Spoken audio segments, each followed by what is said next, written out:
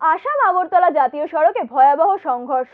বড়মুড়া এলাকায় বাস এবং ম্যাক্স গাড়ির মুখোমুখি সংঘর্ষে আহত হয়েছে আনুমানিক 14 থেকে 15 জন।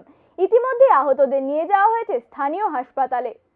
আসাম আগরতলা জাতীয় সড়কের বড়মুড়া এলাকায় বাস এবং ম্যাক্স জিপ গাড়ির ভয়াবহ সংঘর্ষে চাঞ্চল্য ছড়িয়েছে এলাকায়। বৃহস্পতিবার আনুমানিক বেলা 12টা নাগাদ এই সংঘর্ষ হয়, যার জেরে আহত হয়েছেন প্রায় 14 থেকে 15 জন।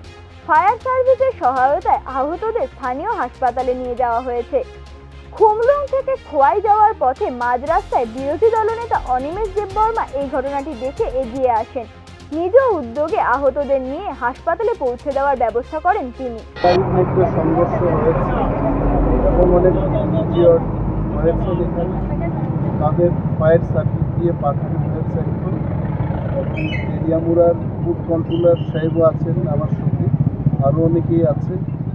আই এম শিওর দ্যাট যারা ইনজিওর্ড ফায়ার সার্ভিস দিয়ে আমরা পাঠালাম, আরও যদি কেউ থাকে ফায়ার সার্ভিস আসবে। এরিয়ামুড়ার এসডিপিকেও বললাম, উনিও আসছেন, দেখবেন if there is any help required. আমরা সবাই আছি, উই আর হেল্পিং।